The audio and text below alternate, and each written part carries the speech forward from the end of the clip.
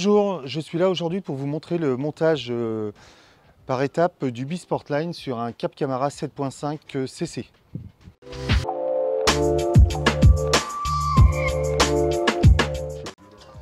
Pour la partie arceau, vous avez trois colis. Donc un colis où il y a la partie supérieure, donc le toit, et les pieds qui sont en deux parties. Ensuite, vous avez la partie toile et donc tout le kit fixation pour le montage du produit. Alors, les outils nécessaires pour le montage de ce produit, il vous faut une perceuse, une scie à métaux, un foret de 6,5, un foret pour insert de 13, une fraise, un tarot de 6, une pince multiprise, une paire de ciseaux, un jeu de clés à laine, des clés de 10, un mètre, un crayon, une boîte d'embout et un produit de joint d'étanchéité.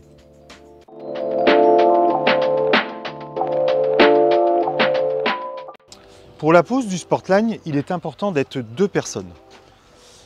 Alors tout d'abord, nous allons commencer par le déballage du produit. Alors, il faut se munir d'une paire de ciseaux car nous sommes sur un produit en alu laqué blanc pour éviter d'abîmer la peinture.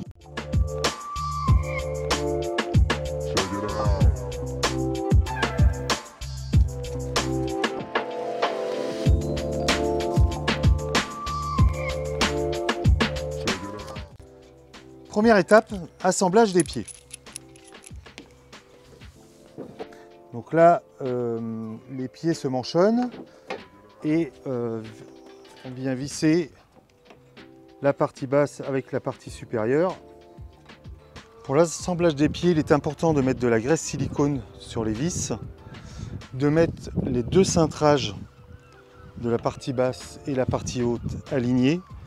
Et lorsque vous poserez le pied sur le bateau, mettre les têtes de vis sur l'extérieur du bateau.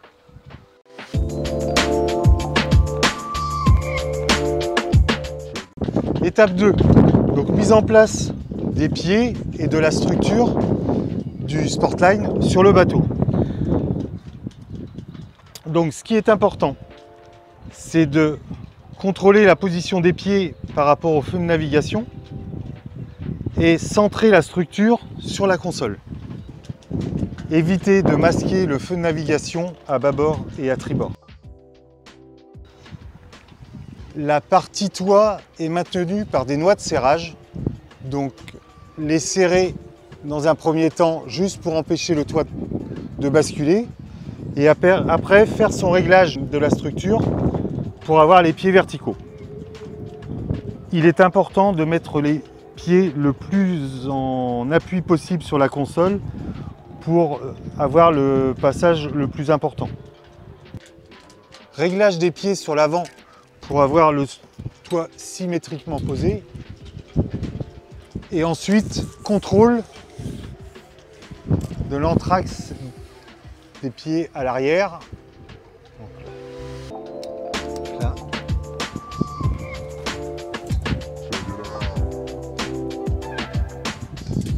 Donc, blocage des noix de serrage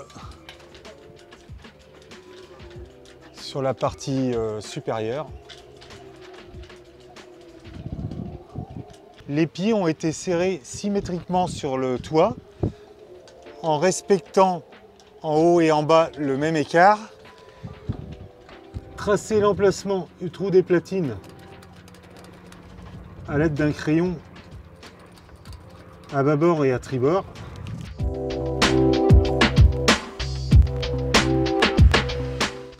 Là, on détache le Sportline de la console.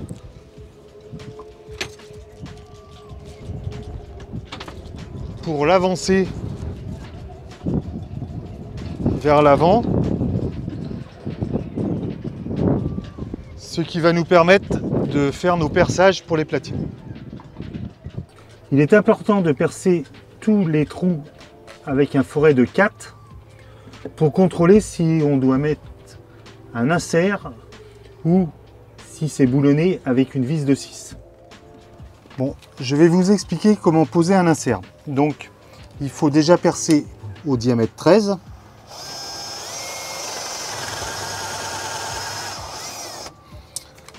Ensuite, fraiser le perçage.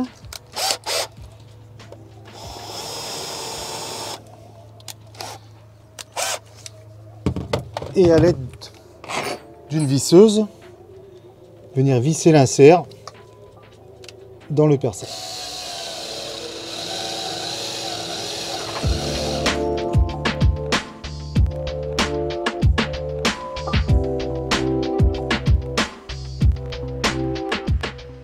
Prépositionnement du Sportline pour déterminer la position des raidisseurs.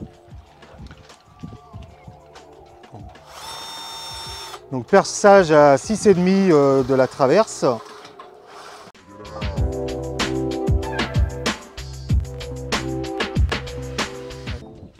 On repositionne le Sportline sur l'avant de la console pour pouvoir faire nos trous de fixation de raidisseurs dans la console. Alors, mise en place des raidisseurs. Donc il faut couper la tige filetée à longueur, plus la petite cale plastique. Donc voici le montage.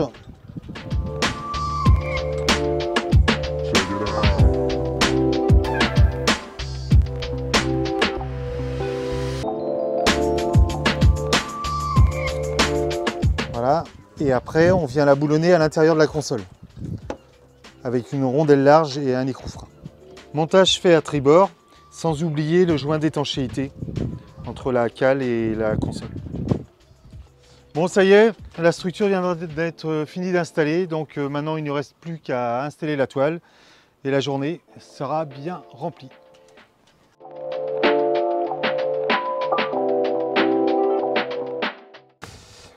Donc cette toile, elle est équipée d'une LED autonome. Donc ce qui est important, c'est de passer la bande LED avant de mettre la toile sur la structure. Donc voici la bande LED avec son interrupteur intégré, plus la batterie.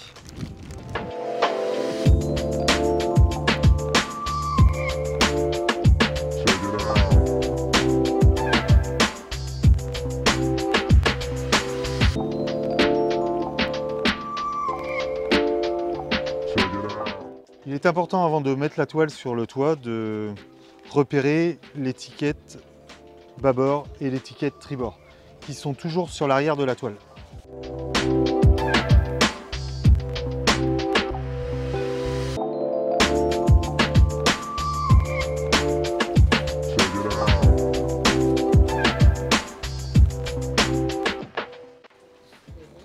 La tension de la toile se fait par système de sando. Alors s'assurer avant de la mettre sous tension que la toile est bien centrée.